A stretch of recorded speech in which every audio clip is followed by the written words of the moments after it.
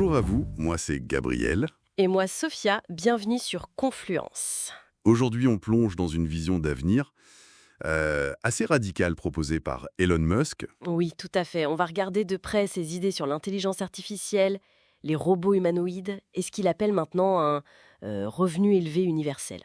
C'est ça, annoncé en Arabie Saoudite en mai 2025. Alors c'est quoi exactement cette vision?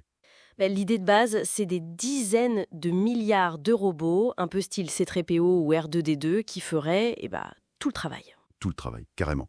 Et la conséquence? Une économie qui serait potentiellement 10 fois plus grande, une production illimitée, la fin de la pénurie matérielle, et donc ce fameux REU, le revenu élevé universel pour tout le monde. D'accord, c'est une évolution, parce qu'avant il parlait plutôt de RBU, de revenu de base, non? Exactement. Depuis 2017, c'était le RBU, un peu comme un filet de sécurité. Mais là, depuis 2023, 2024 et surtout maintenant en 2025, le discours change. On passe à élever. C'est plus juste pour survivre, c'est la promesse d'une vie d'abondance. Un vrai changement de paradigme, quoi. Oui, ça change tout. Sur le papier, c'est séduisant. Plus de travail obligatoire, du temps pour ses passions, la créativité. Un monde intéressant, comme il dit. C'est l'angle positif. Mais est-ce que d'autres experts partagent cette vision? Alors, il y a des nuances. Joseph Stiglitz, par exemple, il voit bien le potentiel de richesse énorme créé par l'IA, mais il alerte sur le risque que tout soit concentré chez quelques-uns. D'accord. Et Sam Altman d'OpenAI, lui, il pense aussi qu'un revenu sera nécessaire, parce que l'IA va rendre beaucoup de jobs obsolètes. Mais il reste plutôt sur l'idée d'un revenu de base, pas forcément élevé. Ok, donc il y a débat sur l'ampleur. Mais Musk lui-même, il voit pas des problèmes avec sa propre idée. J'ai cru lire ça. Ah si, et c'est ça qui est intéressant. Déjà, en mars 2025, il reconnaissait les risques. Il parlait de fragmentation sociale, de perte de sens, même de dépression si les gens se sentent utiles. Donc il met en avant une utopie tout en pointant lui-même les dangers potentiels. C'est paradoxal, hein? Tout à fait. Une tension vraiment au cœur de sa proposition. Bon, venons-en aux obstacles alors. Le premier truc qui saute aux cieux, c'est l'argent. Comment on finance un revenu élevé pour des milliards de gens? Bah oui, c'est la question, hein. Plusieurs trillions de dollars, littéralement. Déjà, un RBU de 1000 dollars par mois aux États-Unis, ça chiffrerait à plus de 3 trillions par an. Ah oui, c'est colossal. Alors, un RU, ce serait bien plus. Ça demanderait une refonte fiscale totale, peut-être taxer massivement l'IA, la production des robots. Il y a une étude fictive qui est mentionnée là-dessus, d'ailleurs. Mais qui contrôlerait l'IA? Comment on assure que c'est juste? C'est vertigineux comme question. Et au-delà du fric, il y a l'impact sur nous, sur la société. Le travail, ça donne un sens, une identité pour beaucoup. Est-ce qu'on sait comment les gens réagiraient? C'est une autre énorme question. Des études pilotes sur le REBU montrent parfois, oui, plus de liberté, mais aussi une certaine perte de repères, de sens.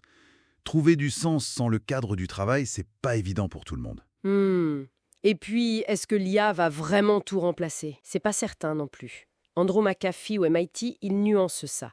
Il pense que l'IA créera aussi de nouveaux emplois. Par contre, elle pourrait faire baisser les salaires pour les tâches qu'elle ne remplace pas encore. Et les compétences humaines, l'empathie, la créativité complexe, ça un robot peut le faire, hein. Pour l'instant, ça semble compliqué. Ces aspects très humains pourraient rester notre domaine. Reste la question de la propriété. Si l'IA et les robots créent toute cette richesse, elle va où? Qui possède ces technologies? Tesla, OpenAI, ce genre d'acteurs. Exactement. Comment on évite une concentration de richesse encore pire qu'aujourd'hui? On parle un peu de modèle de propriété collective, mais bon, ça reste très flou pour le moment. Et puis, il y a des angles morts, non? Par exemple, la géographie. Cette abondance, ce serait pour qui? Juste les pays riches? Ça risque pas de creuser encore le fossé? C'est un point crucial, et les documents qu'on a vus sont pas très clairs là-dessus. C'est un risque majeur d'aggravation des inégalités mondiales, oui.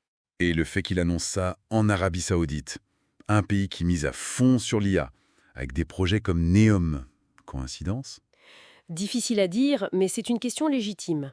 Est-ce que c'est juste une vision altruiste, ou il y a aussi une part disons, de promotion pour ses propres entreprises? Tesla, SpaceX, qui sont au cœur de ces technologies, peut-être séduire des investisseurs, c'est plausible. En tout cas, ça fait parler. C'est une vision qui divise. L'optimisme techno d'un côté, la peur de perdre notre humanité de l'autre. Oui, c'est très polarisant. L'analogie avec Star Wars, ça rend l'idée virale, c'est malin, mais ça pose la question de fond. Quelle est la valeur d'un être humain si le travail n'est plus sa mesure principale? Alors, si on résume, cette vision de Musk, EU, via IA et robots, c'est fascinant, ça ouvre des perspectives folles. Mais ça soulève des montagnes de défis. Économiques, sociaux, éthiques, même philosophiques. C'est énorme. Et l'avenir, au fond, il n'est pas écrit. Ça dépendra vraiment des choix qu'on fera collectivement.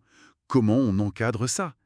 Pour plus d'équité ou plus d'inégalité? L'incertitude domine, clairement. Et ça nous laisse avec cette question fondamentale qui ressort de tout ça.